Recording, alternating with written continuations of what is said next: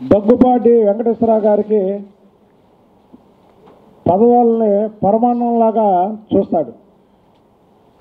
ఎందుకంటే తెలుగుదేశం పార్టీలో మంత్రి చేశాడు, తర్వాత కాంగ్రెస్ పార్టీలో వాళ్ళ సతీమణి 10 సంవత్సరాలు కేంద్ర మంత్రి చేసింది.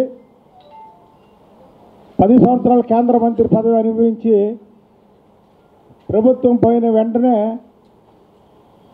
మళ్ళీ బీజేపీలో చేరి అక్కడ ఎయిర్ ఇండియా జాయింట్ డైరెక్టర్ అయ్యి మళ్ళీ ఈరోజు వైసీపీ పార్టీలో అన్న ఒక పార్టీ, తమ్ముడు ఒక పార్టీ, లేదా బావ ఒక పార్టీ, బామర్ది ఒక పార్టీ చూసాం. కానీ భార్య ఒక పార్టీ, భర్త ఒక పార్టీ మాత్రం ఈ ఆంధ్రప్రదేశ్లో దగ్గుపాటి కుటుంబాన్ని చూస్తున్నాం. దగ్గుపాటి పురంధేశ్వరి గారు బీజేపీలోనే ఉంటారంట. దగ్గుపాటి వెంకటేశ్వరరావు గారి కుమారులు మాత్రం వైసీపీలో ఉంటారంట.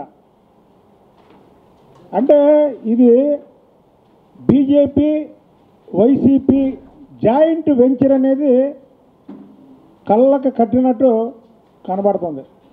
ఎందుకంటే బీజేపీలో ఇవాళ ఇక్కడ పార్టీ అధ్యక్షులు ఎవరైనా సరే దగ్గుపాటి పురంధేశ్వరి గారు ఆమెకున్నటువంటి పలుకుబడి కానీ పరిచయాలు కానీ పెద్దవి. ఏదైతే నరేంద్ర మోడీ గారు ఇక్కడ జగన్మోహన్ రెడ్డిని ఆయన కేసులు నత్తనడకన చేస్తూ జగన్మోహన్ రెడ్డికి నరేంద్ర మోడీకి వీళ్ళిద్దరూ ఒకటే అని మేము సంవత్సరం కాలంగా చెబుతున్నాము. అది ఒక 15 నెల రోజుల క్రితం కేటీఆర్ జగన్మోహన్ రెడ్డి గారి ఇంటికి వెళ్ళడం, అలాగే నిన్న విజయసాయిరెడ్డి గారు స్వయంగా కారులో ఎక్కించుకొని వీళ్ళని ఇప్పటి వరకు రహస్య మంతనాలు జరుపుతున్నటువంటి జగన్మోహన్ రెడ్డి గారు, పురంధేశ్వరి గారి కుటుంబం.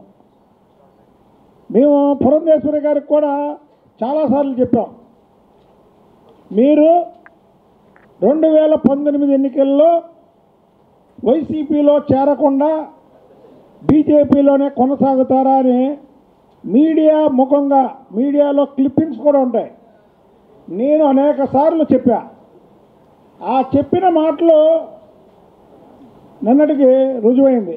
అంటే మేము ఎప్పటి నుంచో చెప్తున్నాం కాబట్టి ఆమె వెళ్లకుండా ఇవాళ దగ్గుపాటి వెంకటేశ్వరరావు గారు వారి కుమారుడు వైసీపీలో చేరడం అనేది చాలా హాస్యాస్పదం.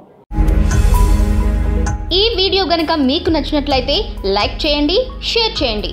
మరిన్ని వీడియోస్ కోసం మా ఛానల్ను సబ్స్క్రైబ్ చేయండి.